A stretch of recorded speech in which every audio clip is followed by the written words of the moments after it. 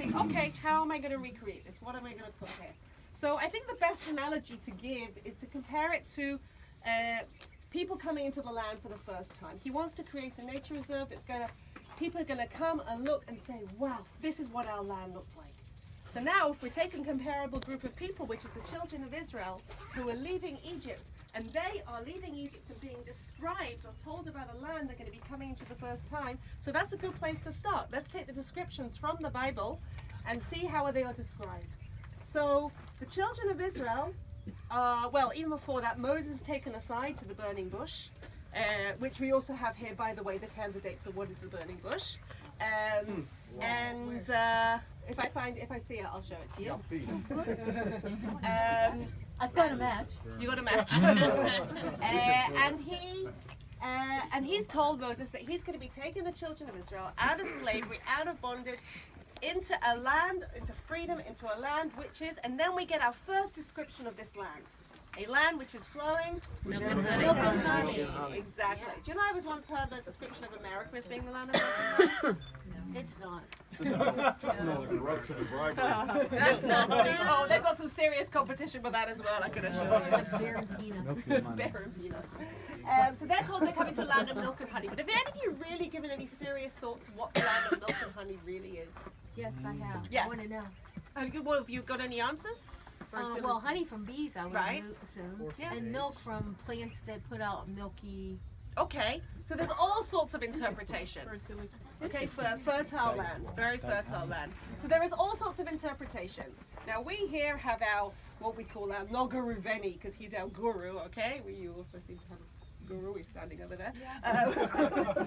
So Noga Ruveni, we take his interpretations, and his interpretation was this. He said the children of Israel were profession. What was their profession before they became slaves? They were shepherds. They were shepherds. Okay? So the Lord is basically was your first marketing consultant. Because he's talking to his target market.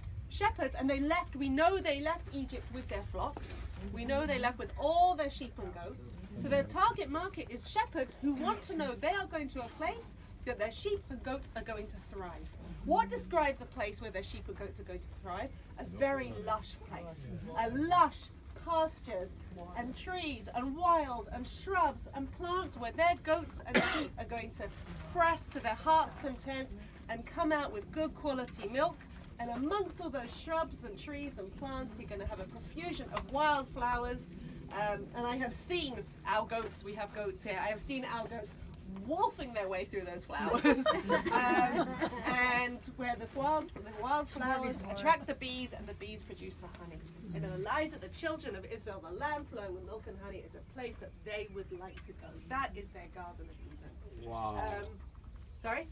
Beautiful. Thank you. I never killed them. So they leave Egypt and they start wandering in the desert.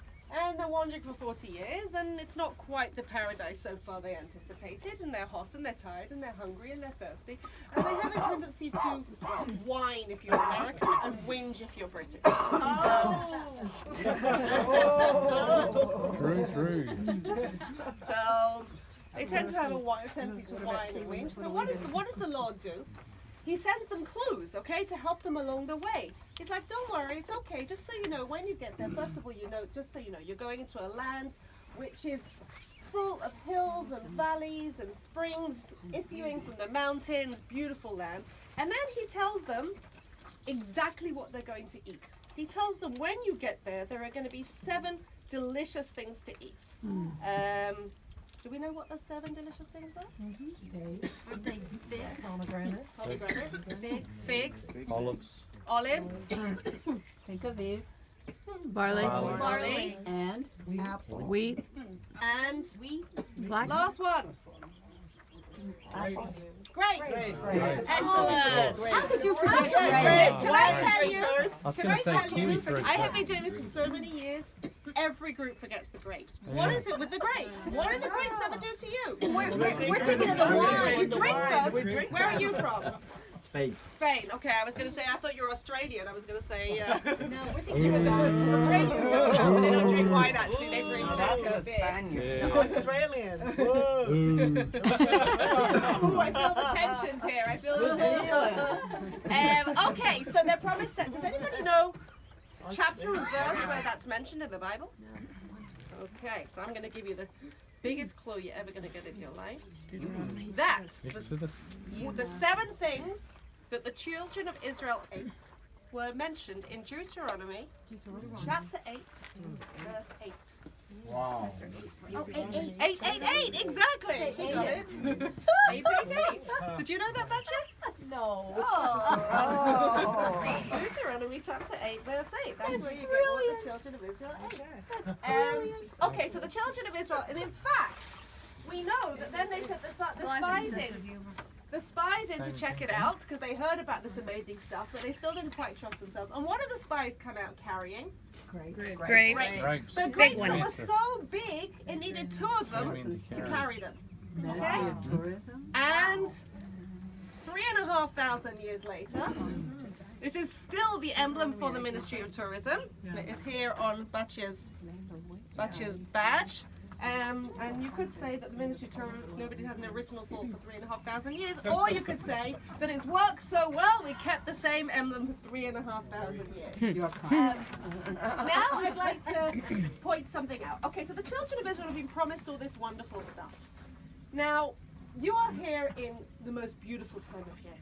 I don't know if Batya has told you, but there is no better time to come to this land than now. Do you know what this land looks like in August? Brown. Like California. Brown, right, exactly. Now let's think of the timing. And this is where this nature reserve comes into play.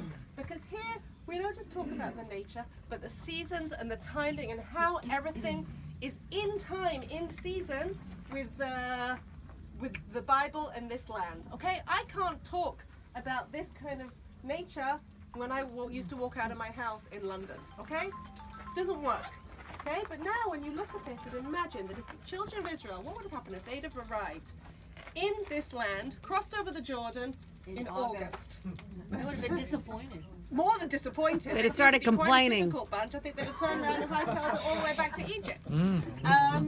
But does anyone know when they arrived here? March? Nissan. Okay. Yeah. Oh, yeah. In the book of Joshua, they cross over the Jordan, and what Passover. is the first thing they do? Passover. Passover. They eat matzah. They eat unleavened bread. So it's Passover. It's spring. It's Nisan. This is the time of year they came. The Lord knew what He was doing. Okay, He knew that it was important that they see it. That they see it like this. That finally, after 40 years in the desert, they need to see that it's real. And this is what they saw. This green, lush land. Okay? What happened then was they were told the manna's stopping, and from now on you have 1 year to eat off the food of the Canaanites. After that, you're on your own. Okay? We're going to move on, but I'm happy to answer questions anywhere along the way. Joanna? Yes. Heather would like to teach you something new. No. This is called secret ballot. You get it? Secret ballot. You can't. Oh.